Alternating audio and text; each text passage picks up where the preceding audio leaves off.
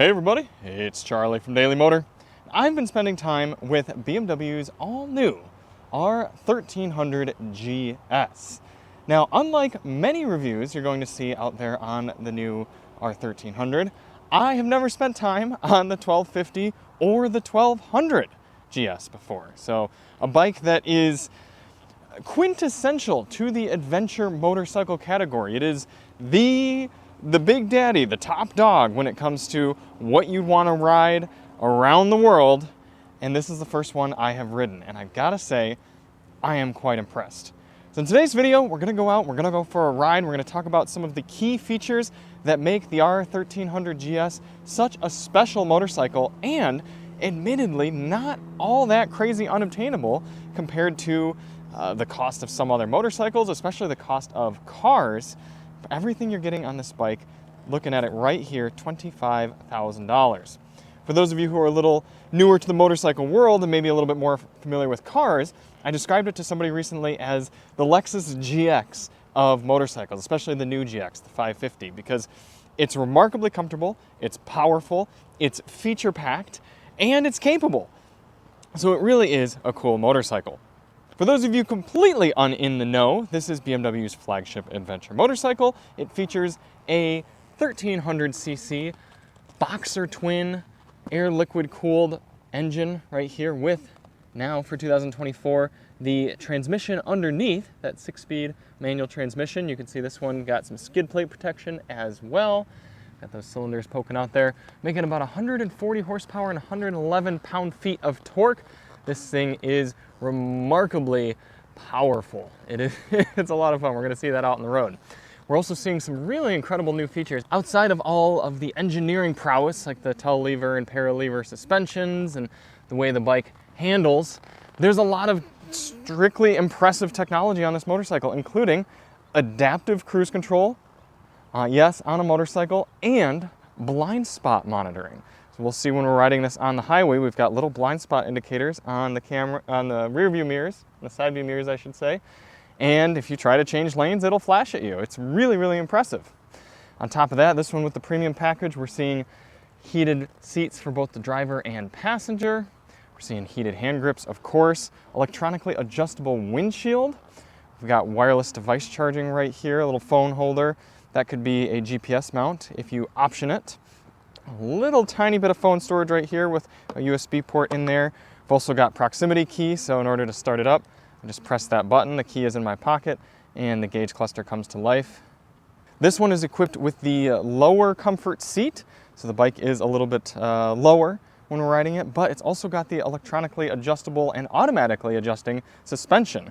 Right now you can see on the optional center stand, the wheel is entirely off the ground, which this is a shaft drive, so it's not like you need to oil the chain or anything, but nice that the wheel is off the ground there. We also have the ability to add electronically locking cargo boxes, both on the side and on the top. Unfortunately, they were not available for this review. I'd really like to get the R1300 back and spend more time in it, do some sort of adventure trip with it, because the bike has so much to learn and to offer and to experience that to me, it would really be beneficial to spend months on the motorcycle and get the hard cases and really spend some good time. So stay tuned, might be able to do that here later on this year.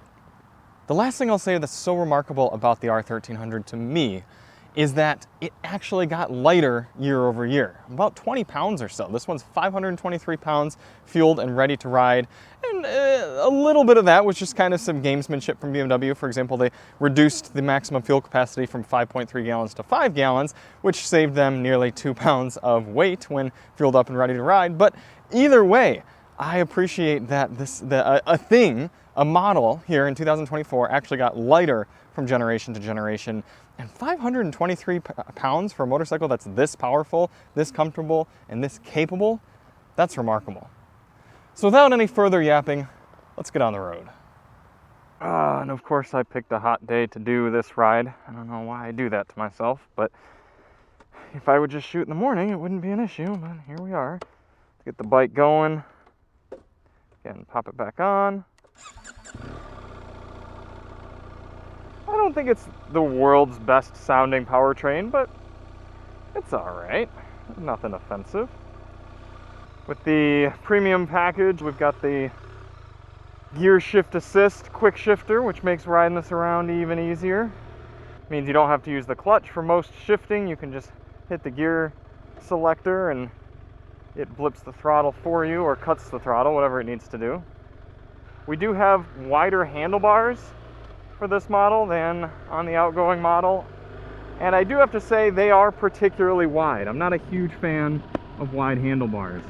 I remember the V-Strom 800DE that we had the wide handlebars, and right around the same time we had the Honda Transalp, and that one had the narrower handlebars. I appreciated those, but I'm sure it helps you when you're doing off-road riding to have that wider handlebar, which we are going to do a little bit of off-road riding right now. We're heading there presently. But even with these wide handlebars, you can do lane filtering if it is legal in your jurisdiction, as it is here.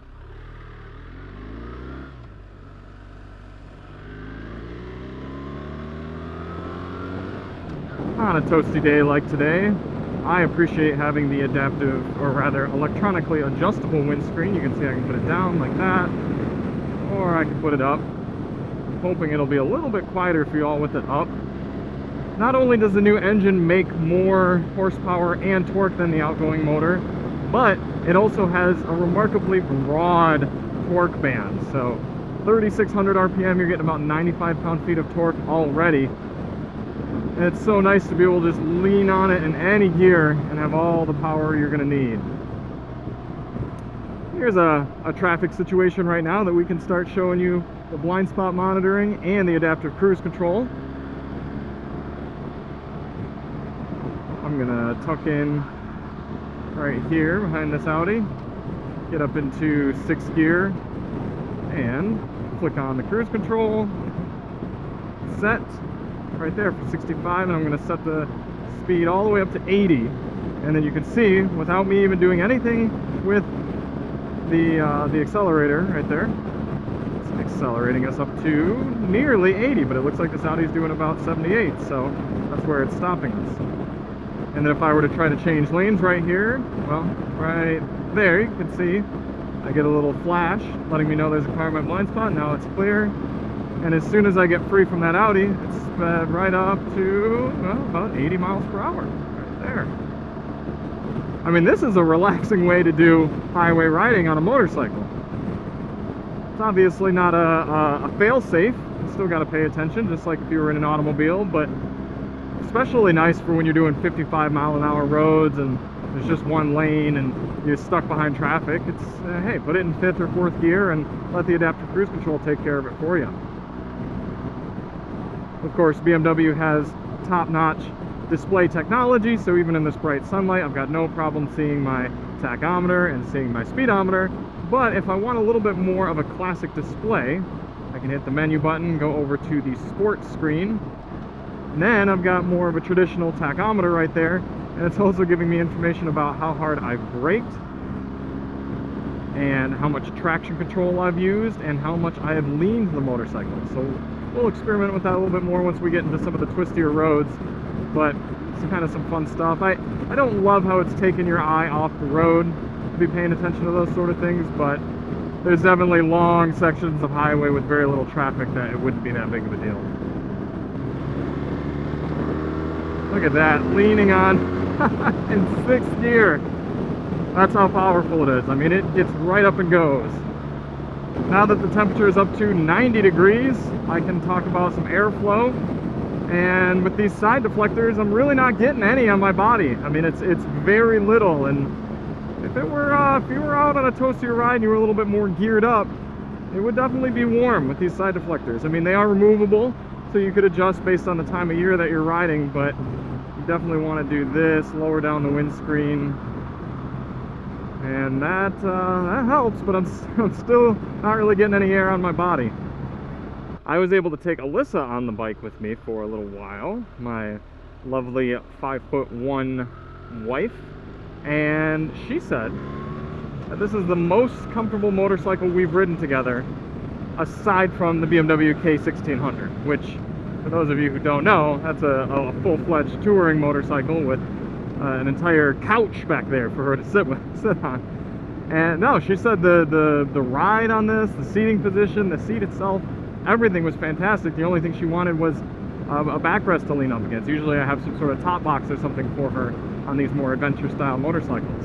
And I gotta say, I fully agree with her. The suspension is fantastic. You can ride over any sort of terrain, whether it be on-road or off-road, and it does an amazing job at soaking up the bumps. Now, when she first hopped on the motorcycle, I hadn't had the bike for very long, and I was searching for a passenger setting with the adaptive suspension, because the BMW F850 GS that I had, that had a passenger setting, so that you could actually say, all right, I'm carrying 2 people, I got extra load, I want to have the suspension be a little more firm.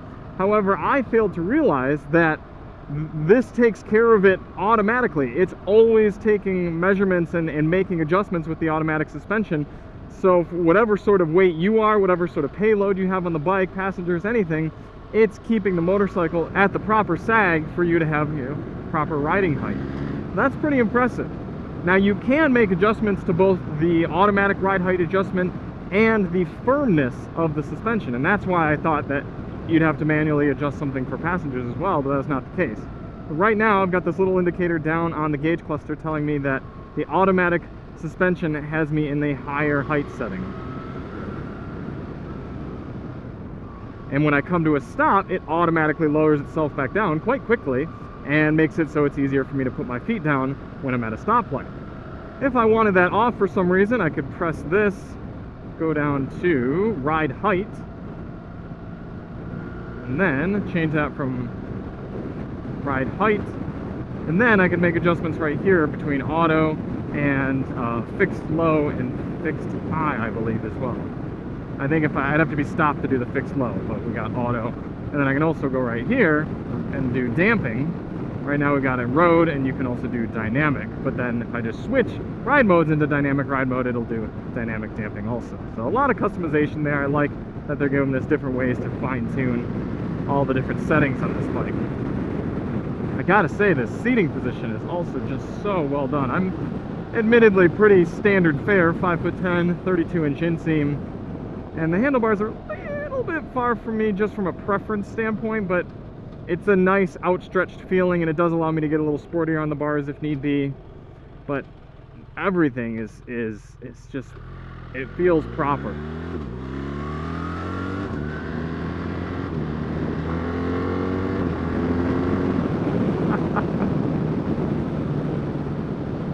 Part of a small downside of how finely tuned this motor is and how much power it makes down low is sometimes you don't realize how quick you're really getting going. I mean, the ride is smooth, the engine is smooth, and because of that, sometimes you look down and you're like, oh, whoa, I am going way too fast. At this stoplight, we do have the chance to talk about the auto brake hold. So if I come to a stop and squeeze the brake lever, let's get out of this screen here. Now we've got auto brake hold. So if I were to take my hand off the brake, the brakes are still being held for me, and then when I release the brake, give a little accelerator, it will release the brake and we can head off. Right there. Now, one of my absolute favorite YouTube channels in any sort of genre is Fort9, and he's already published his review of this bike, and one of the small complaints he had about it was that auto hold feature. And he pointed out, if I'm remembering correctly, it's been a few weeks since I've watched his video, but if I remember correctly, he pointed out how it makes it a little easier to stall, doesn't exactly feel natural.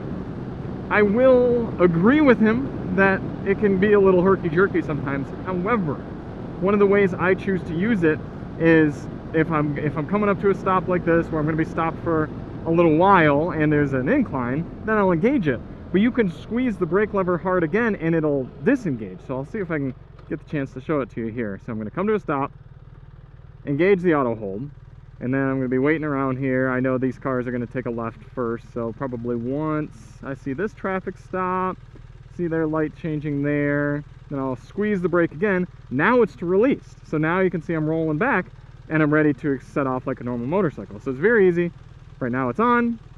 I'm waiting. I know this traffic's going, still red. Okay, I'm gonna get my foot up on the brake pedal and release the auto hold. Now my foot brake is on, and I'm ready to, at any moment here, oh, giving us a left turn for some reason. I don't know. There we go. Now, time to go. So you see, you can use it a little strategically. Oops.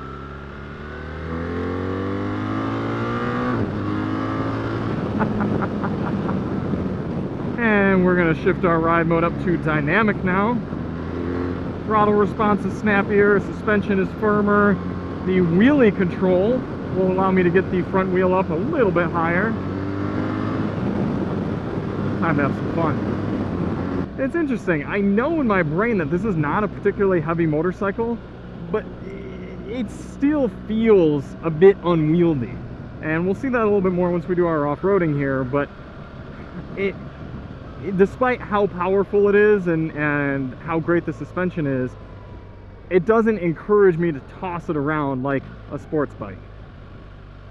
And yeah, that's maybe not a huge surprise to you, considering the type of motorcycle that it is, but I don't want you to read 520 pounds and be like, oh, I mean, that weighs as much as my V-Strom 650 did with its center stand on it and everything. So, I mean, this should be a spunky little bike. I wouldn't go that far. And a little part of it is also the throttle response. It is more direct in dynamic mode than it was in road mode, but it feels very throttle by wire-y. So if you're coming off a more traditional motorcycle that's got a cable actuated throttle, you might not appreciate the throttle response of this throttle by wire system, because it doesn't feel very direct to me. Now this motorcycle is very happy to lift the front wheel, so we're going to be a little careful even with our wheelie control. I don't want to get anything too crazy out of sorts when accelerating, but we'll see what sort of takeoff we can get here.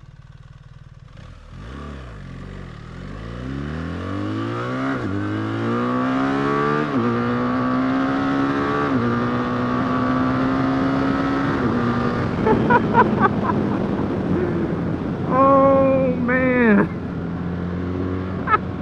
that's so fast.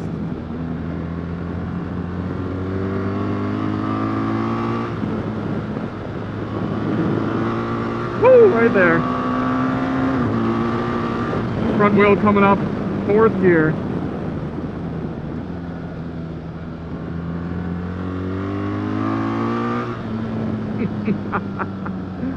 Oh. And I'm electing not to utilize Dynamic Pro mode right now because that will entirely disable the wheelie control. And I mean, you know, we'll try it out, see if we notice any differences, but really, for someone who's just going in on a road like this, we're just having fun in the canyons, you don't need to be in Dynamic Pro.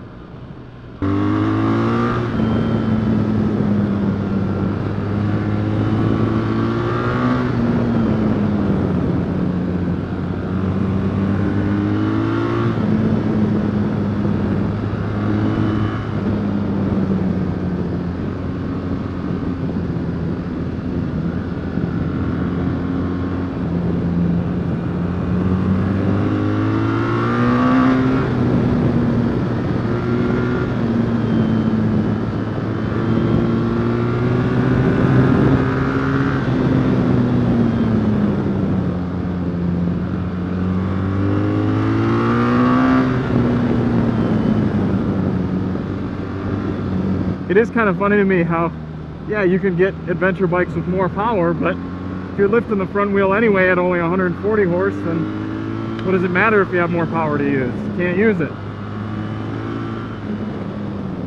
At least at these speeds.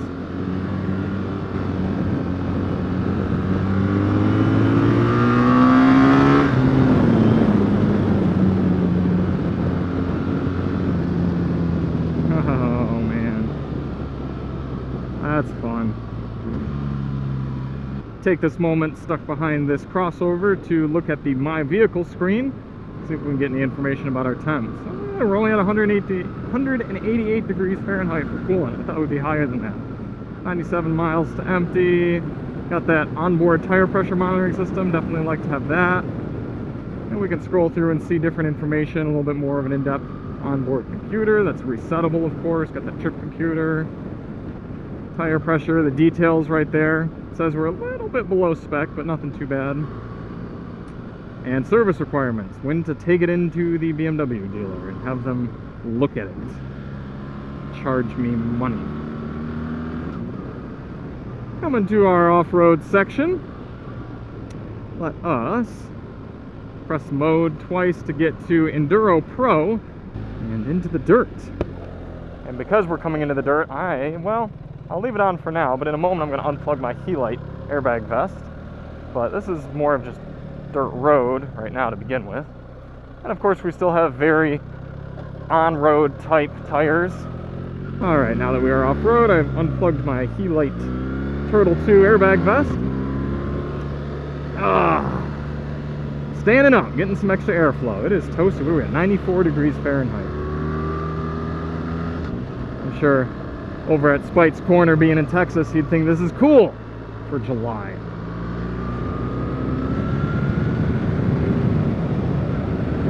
Now Enduro Pro is taking care of our stability control, the traction control, and the ABS. Turning them off for us so that I can stop a little better in the dirt. Now, I am by no means an off-road motorcycling channel, nor am I an off-road motorcycler. So, if you do want to see some really great R1300 GS off-road coverage, check out Big Rock Moto. Ian over there is one of the best in the business when it comes to evaling these bikes. But when you're watching him do it, you're watching it in the hands of a professional. So how about in the hands of an intermediary? Let's see what we can do. This section always changing for us here. Oh man, it's actually, that looks gnarly. How am I gonna tackle this? I want to go up on the left. And fortunately we are in the lower setting right now, so I could flat foot this very easily.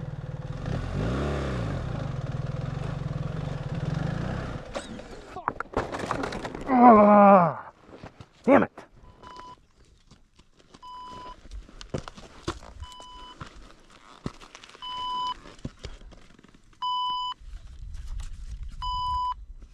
All right, so we see SOS. That was actually going to contact emergency services for me if I needed to. Stand motorcycle upright, so I cannot start the engine. Okay. All right. Oh man, that hurt my ankle too. Darn it. Okay. Not a ton of traction right here. So now let's see. This is raw recovery of the R1300.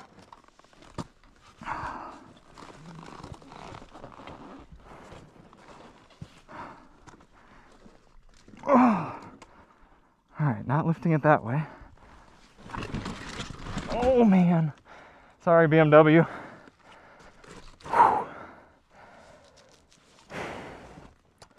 Alright, now I'm going to try to give it a proper lift here.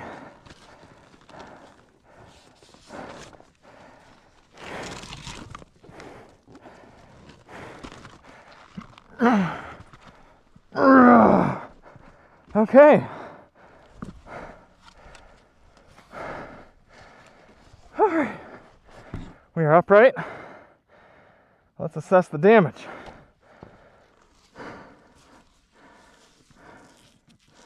Cock.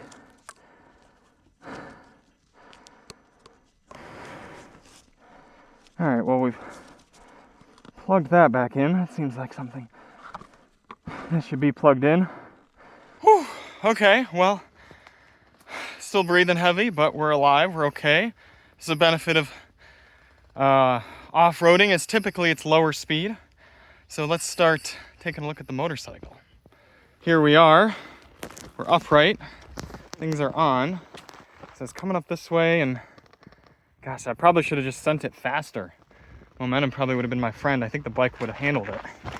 So starting up here, we've got definite scrapage. I mean, these are supposed to protect the bike, and I think they did the job. The lever seems unaffected. I mean, it's marked up, but its functionality seems okay. Mirror, a little bit of scrapage. And then down here, this is where you're starting to get into the downsides of having the boxer motor. Oh, I hope this is a cover, because that is scratched up. This is definitely a cover, and it seems to have somewhat protected the coil pack there. Will it pop back on? Kind of, actually, yeah. All right, so that seems to have functioned okay, and that's obviously easily replaceable. I guess the side benefit of the motor there is I think it protected the rest of the bike. Looking around, okay, we got a little bit of action going on here. I see a tiny bit on the exhaust pipe, but that's faring better than I think we could have, all things considered. I think the front is okay. Oh, that's unfortunate. So I'm gonna sit for a bit, rest up, catch my breath, and then we're gonna try to start it, see if it runs, or see if I'm gonna be calling an Uber. Okay, well, sore back, sore ankle. Look at that Rivian just manhandling that, embarrassing me here.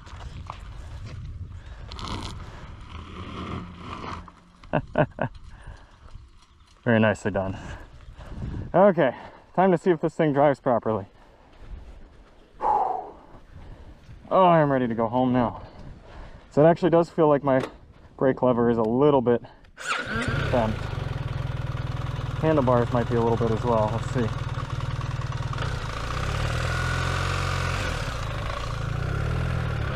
Ooh, okay, we seem all right. It seems like the side case of the engine there and the rider are the two most damaged items, although I'll have to check and make sure my turn signal is working out of this right handguard. And that's actually an interesting point, come to think of it, is yeah, I get by having the handguards be the turn signals as well, they're very visible to other drivers. However, that makes it so if you break one while you're out on the trail, you don't have a turn signal. And then also, they're more expensive to replace.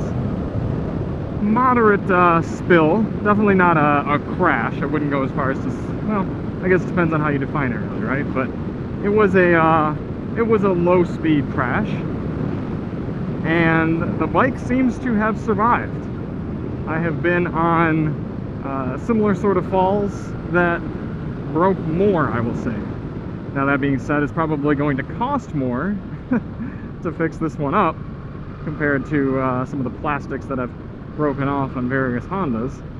But I do wholeheartedly feel that if I were a better rider, I could have made that. And I also feel that if I were on a smaller bike, I could have made that. So I probably, if I were going again, I'd go with a little bit more confidence. I would have tried to ride a bit faster and harder into there. It'll be interesting to watch the footage. But I do really appreciate that SOS functionality there, because if I were incapacitated or trapped onto the bike or something, that it would have called emergency services, and that's huge. And I don't know if that's just using a basic cellular connection. I assume it is, but if there's any sort of GPS functionality to that, then that's huge. I mean, you could be out in the middle of nowhere with no phone connection, and that could still get emergency services to your location. I'll confirm underneath here if that's cellular or satellite based. But the good news is it doesn't seem like we are throwing any sort of codes. Suspension still seems to be working just all right. Steering, it's probably just my imagination. I feel like it's slightly out of spec to the right now, but it's possible it was like that before and I just wasn't analyzing it the same way. Now, I will say, I did do some long, hard off-road miles on the F850 GS Adventure, and managed to keep that one shiny side up the whole time. And then that bike isn't that much lighter, but it does feel, it is more manageable feeling. It's not as cumbersome and just large. Even though this bike has slimmed itself down from its predecessor, it's still a big boy. Sobering reminder of how quickly things can change based on your plans. So make sure whenever you're running around off-road or doing something like that, you've got water and you've got safety gear and maybe some sort of protection or recovery plan. Because that could have gone, if the bike didn't start or something, I would have been out there for a while. In summation, like I said earlier, I really like to spend 1,000 miles on this bike and just really learn its ins and outs and suss out the pros and cons and bond with it more. I got the opportunity to do that with some of the other BMWs I've ridden over the last year or so, and this one is impressive, but admittedly it doesn't quite have a character that I've really been able to appreciate yet. Everything that it does is remarkably impressive and capable, and it's comfortable, and it's fast and sporty, and in the hands of a more skilled off-road rider, it's going to be incredibly capable in that regard too. But if I'm just grabbing the keys to something to go do a kind of a casual ride to, this has not been the one I've been grabbing the keys to. I've got other lighter weight, more exciting motorcycles in the fleet. And I should also point out that the F850 that I had was a little more fun to just hop on and putz around town with as well. It was more flickable, it was a little bit more carefree. Now that motor wasn't oozing in character either, but it did have a little bit of a different tone to it and just a different character. So I like a lot about this R1300, and I really respect BMW for bringing the weight down despite bringing the power up and the capabilities up on this bike. I mean, weight is the enemy when it comes to motorcycling. I want it to be as far from a car riding or driving experience as possible. But when you're talking about the cost of this bike compared to what you can get for a decent bit less money, even still from BMW, I don't know. It's this is a world cruiser bike, and sometimes you got to be honest with yourself if you really are going to be cruising the world or if you're just going to be cruising your neighborhood. And if that's the case, maybe save a little money and get something that is going to be a little bit more fun for the purpose. Let's take one last look here and again evaluate some of our casualties. This will actually clean up decently well. I mean, it's definitely scraped, but if I owned this bike and it weren't a loaner, I could actually keep it as it is and just clean it up a little. Let's take a look at the... Okay, yeah, turn signal still totally fine.